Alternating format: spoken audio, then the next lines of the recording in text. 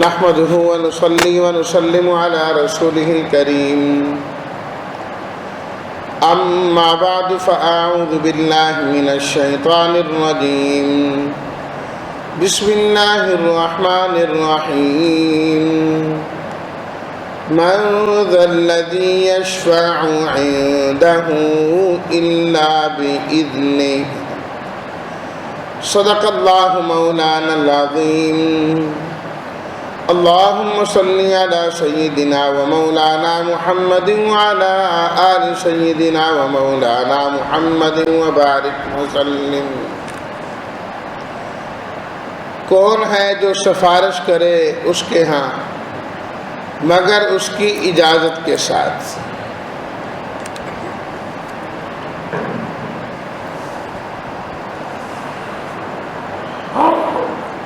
زبردستی کوئی شخص اپنے مجرم کو اللہ تعالیٰ سے نہیں چھڑوا سکتا۔ اس کو کہتے ہیں شفاعت قہری۔ زبردستی کی سفارش نہیں ہے، البتہ اللہ رب العزت کی اجازت سے سفارش ہوگی۔ گویا کہ اللہ جس کو عزت دینا چاہیں گے اللہ اس کو اختیار عطا فرما دیں گے کہ تم اس کے بارے میں سفارش کرو، ہم تمہاری سفارش قبول کریں گے۔ یہ اس کے لیے ایک عزت ہے۔ تو قیامت کے دن ایک تو ہوگی شفاعت کبریٰ، بڑی شفاعت و سفارش، سب کے لیے نبی کریم صلی اللہ علیہ وسلم سفارش کریں گے اور حساب و کتاب شروع ہو جائے گا۔ اس کے علاوہ شفاعت صغریٰ، اپنی امت کے لیے مختلف لوگوں کے لیے سفارش ہوگی، جیسا کہ حدیث شریف میں آتا ہے نبی کریم صلی اللہ علیہ وسلم نے ارشاد فرمایا کہ اللہ تعالیٰ نے مجھے اختیار دیا کہ اگر آپ چاہیں تو ہم آپ کی آدھی امت بلا حساب کتاب ہی جنت میں داخل کر دیں۔ ایک تہائی کا بھی آتا ہے، نصف کا بھی آتا ہے کہ آپ کی آدھی امت ساری چلی جائے گی، کوئی حساب کتاب نہیں، اور پھر آدھی امت سے حساب و کتاب ہوگا۔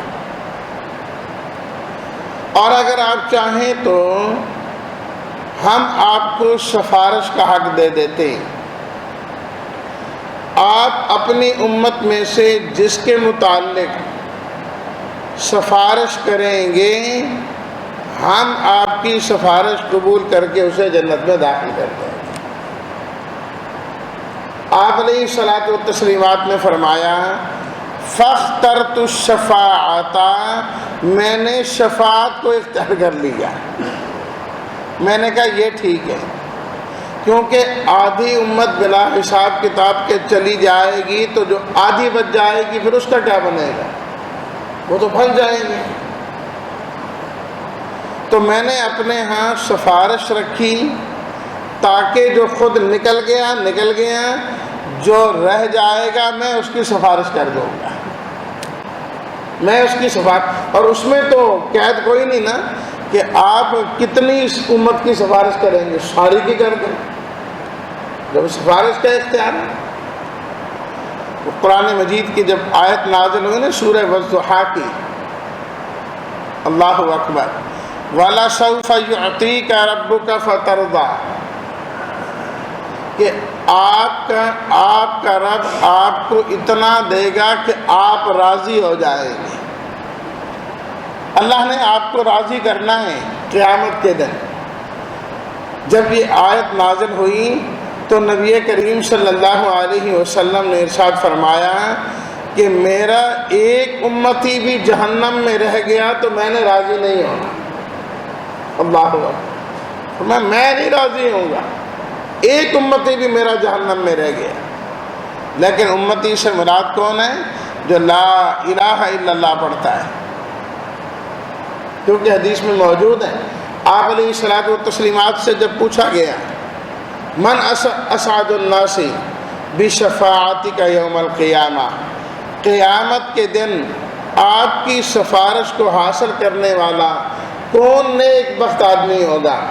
آپ علیہ الصلوۃ والتسلیمات نے فرمایا من قال لا الہ الا اللہ، جس شخص نے لا الہ الا اللہ کہا، خالصاً اخلاص کے ساتھ اس نے کہا، اپنے دل سے اس نے کلمہ پڑھا، میں اس کی سفارش کرنے والا ہوں۔ کلمہ ہونا چاہیے، مومن ہونا چاہیے۔ یاد رکھیے مشرکوں کے لیے اور کافروں کے لیے شفاعت نہیں ہوگی، سفارش نہیں ہوگی۔ اللہ نے پہلے ہی اعلان کر دیا ان اللہ لا یغفر ان یشرک بہ ویغفر ما دون ذلک لمن یشاء، اللہ شرک کو معاف نہیں کریں گے، اس کے علاوہ جس کو چاہیں گے معاف کر دیں۔ شرک کی مغفرت نہیں ہے، نہ ہی سفارش ہوگی اور نہ ہی سفارش اس کے بارے میں قابل قبول ہے۔ اس کے علاوہ بڑے بڑے گناہوں والے آئیں گے، آپ علیہ الصلوۃ والتسلیمات ان کی سفارش فرمائیں گے۔ شفاعتی ایک حدیث میں یہ آتا ہے لأہل العزائم والکبائر، فرمایا جنہوں نے بڑے بڑے گناہ کیے ہوں گے میری سفارش ان کے لیے ہوگی، ان گناہگاروں کے لیے میری سفارش ہوگی، لیکن مشرکوں اور کافروں کے لیے نہیں۔ اور بلکہ بخاری شریف کی روایت سے تو یہ بھی معلوم ہوتا ہے کہ جو بدعت کے مرتکب ہیں، بدعت کرنے والے ہیں، نبی کریم صلی اللہ علیہ وسلم کی سفارش ان کو بھی حاصل نہیں ہوگی۔ آپ علیہ الصلوۃ والتسلیمات نے فرمایا قیامت کا دن ہوگا، میں دیکھوں گا فرشتے کچھ لوگوں کو لے جا رہے ہوں گے جہنم کی طرف، لے جا رہے ہوں گے جہنم کی طرف، میں دور سے دیکھ کر کہوں گا یہ تو میری امت کے لوگ لگتے ہیں، انہیں کیوں لے کر جا رہے ہو جہنم میں، انہیں تو ادھر لے کے آؤ میرے پاس۔ اللہ تعالیٰ حکم دیں گے جاؤ فرشتوں لے جاؤ ان کو۔ آپ علیہ الصلوۃ والتسلیمات کے پاس ان لوگوں کو لایا جائے گا اور فرشتے بتلائیں گے ان لوگوں کے بارے میں کہ آپ نہیں جانتے ما احدثوا بعدک، آپ کے بعد یہ کن کن بدعات کے مرتکب رہے، بدعتوں کے اندر مبتلا رہے، آپ تو آگے یہ بدعات کرتے رہے، دین کے اندر نئی نئی چیزیں گھڑتے رہے۔ آپ علیہ الصلوۃ والتسلیمات نے فرمایا جب میں یہ بات سنوں گا تو میں کہوں گا سحقاً سحقاً، اچھا دفع ہو جاؤ دفع ہو جاؤ، تم یہ کرتے رہے۔ فرشتوں سے میں کہوں گا کہ لے جاؤ ان کو جا کر جہنم میں ڈال دو۔ اس لیے جو بدعت کے مرتکب ہیں اللہ کے نبی کی شفاعت و سفارش انہیں حاصل نہیں ہوگی، حوض کوثر سے جام کوثر بھی انہیں نصیب نہیں ہوگا۔ اس لیے آپ علیہ الصلوۃ والتسلیمات کی سفارش کو حاصل کرنے کے لیے عقیدے کا ٹھیک ہونا بھی ضروری ہے، سنت کی اتباع بھی ضروری ہے۔ اور تیسری چیز قرآن مجید نے جو خود ذکر فرمائی سورہ فرقان کے اندر کہ اللہ کے نبی قیامت کے دن فرمائیں گے وقال الرسول یا ربی ان قوم اتخذوا هذا القرآن مہجورا، اللہ کے پیغمبر فرمائیں گے اے اللہ، اے میرے رب، میری اس قوم نے قرآن مجید کو چھوڑ دیا تھا، اپنا تعلق قرآن کے ساتھ نہیں جوڑا تھا، قرآن کی تلاوت نہیں کرتے تھے، قرآن کا معنی اور مفہوم سمجھنے کی کوشش نہیں کرتے تھے۔ جو لوگ قرآن سے دور رہیں اللہ کے نبی ان کی سفارش نہیں، الٹا رب کی عدالت میں مقدمہ دائر کریں گے کہ انہوں نے قرآن کو چھوڑ دیا تھا، گویا کہ وہ بھی محروم ہو جائیں، وہ بھی محروم ہو جائیں گے، الٹا ان کے خلاف مقدمہ دائر ہے۔ اللہ اکبر۔ تو آپ علیہ الصلوۃ والتسلیمات سفارش کریں گے۔ اسی طرح حدیث میں آتا ہے قیامت کے دن 3 قسم کے لوگ سفارش کریں گے۔ نمبر 1 انبیاء، سب انبیاء کرام سفارش کریں گے، اور ہر نبی کا حوض ہوگا جو اپنی امت کو اس سے پانی پلائے گا۔ دوسرے نمبر پر آپ نے فرمایا العلماء، جو صحیح معنی میں اہل علم ہیں، دین والے ہیں، قرآن والے ہیں، صاحب علم ہیں، اللہ ان کو بھی اختیار دیں گے کہ تمہیں سفارش کا اختیار دیا جاتا ہے، جس کے بارے میں تم سفارش کرو گے ہم تمہاری سفارش بھی قبول فرمائیں گے۔ تیسرے نمبر پر فرمایا الشہداء، جنہوں نے اپنی جانیں اللہ کے راستے میں قربان کی، اللہ کے حکم کے مطابق انہوں نے جام شہادت نوش کیا، اللہ ان کو یہ اعزاز عطا فرمائیں گے کہ تم سفارش کرو، انگلی سے اشارہ کرنا تمہارا کام ہے، جنت میں داخل کر دینا ہمارا کام ہے۔ تم نے ہمیں خوش کیا، ہمیں راضی کیا، اب ہم تمہیں خوش کریں گے اور راضی کریں گے۔ اللہ انبیاء کو، علماء کو، شہداء کو سفارش کا حق دے کر اللہ قیامت کے دن ان کی عزت فرمائیں گے۔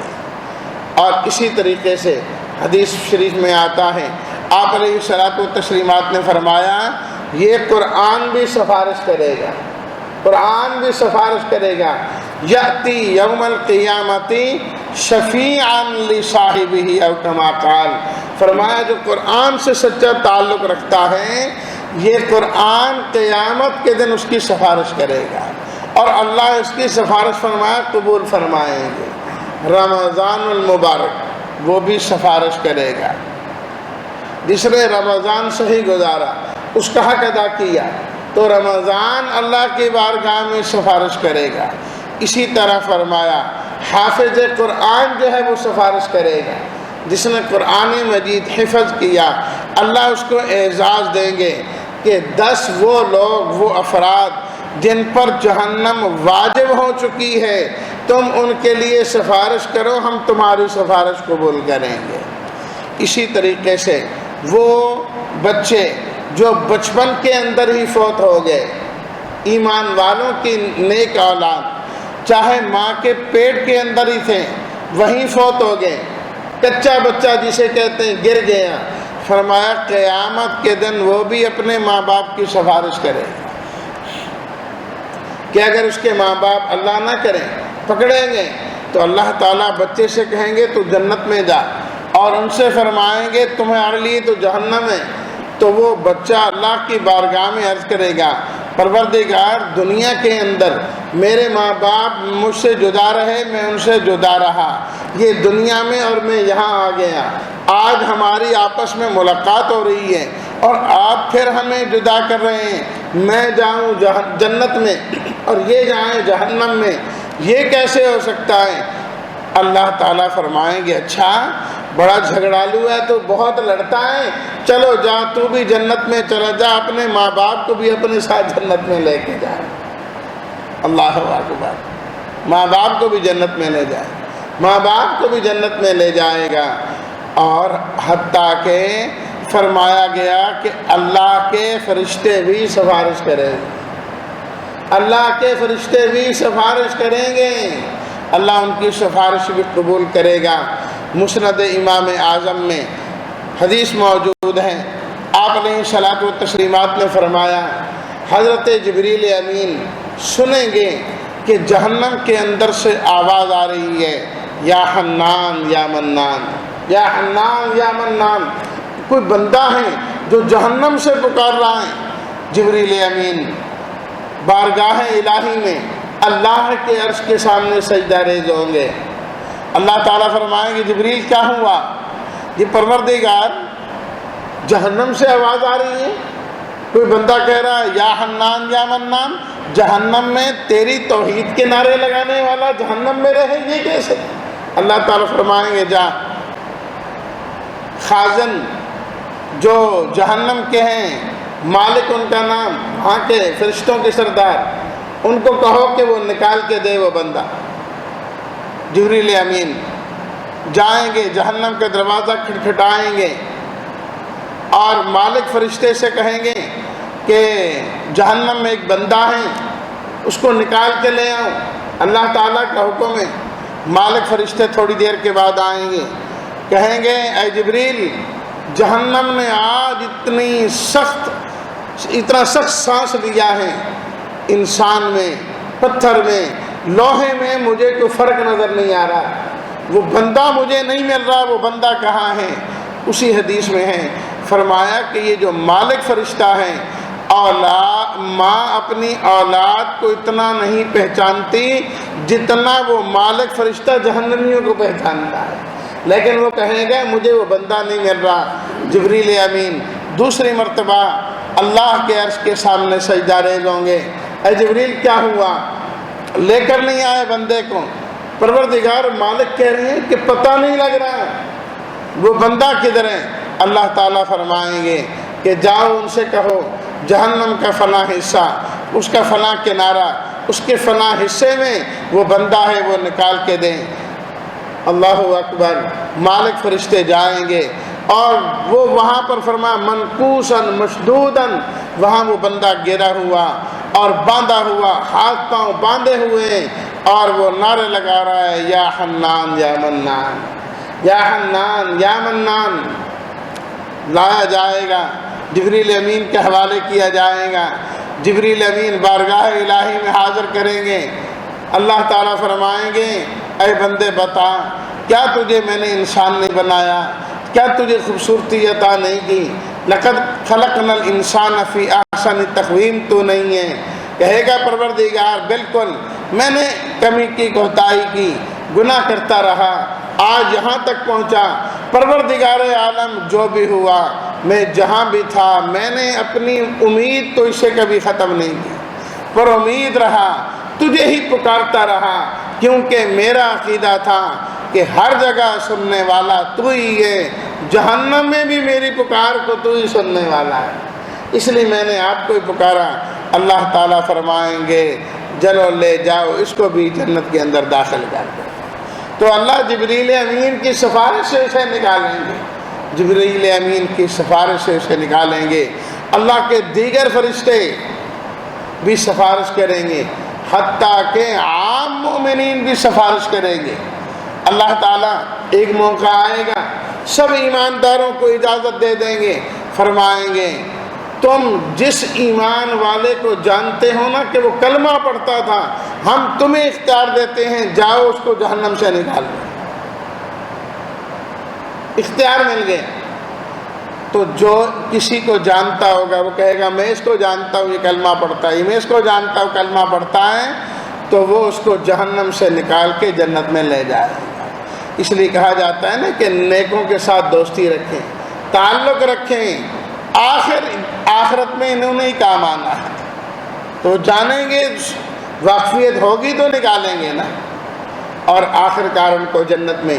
اور اسی طرح اللہ تعالیٰ کی جانب سے اس طرح کی بھی سفارش ہوگی کہ یا اللہ اس کے درجات کو بلند فرما دے، درجات کو بلندی درجات کے لیے بھی سفارش ہوگی، جنت میں داخلے کے لیے جس طرح سفارش ہے، اسی طرح بلندی درجات کے لیے بھی ایک درجے میں ہے، ایک درجے میں سفارش کی وجہ سے اللہ جو نیچے درجے والے ہیں ان کو بھی بلند درجے والوں کے ساتھ ملا دیں، بلند درجے والوں کے ساتھ ملا دیں گے۔ تو الغرض اللہ تعالیٰ کی جانب سے جو اجازت ہوگی، اجازت کے ذریعے سے سفارش ہوگی۔ اور آج ہم امتی بھی نبی کریم صلی اللہ علیہ وسلم کی سفارش و شفاعت کی امید لگائے بیٹھے ہیں، تو اللہ ہمیں بھی نصیب فرمائے۔ اس کے لیے عقیدے کا درست ہونا اور عمل کا ٹھیک ہونا ضروری ہے۔ اللہ ہمیں اپنے عقائد بھی درست کرنے والا بنائے اور اپنے اعمال کو سنت کے مطابق کرنے کی توفیق عطا فرمائے۔ وآخر دعوانا ان الحمد للہ رب العالمین۔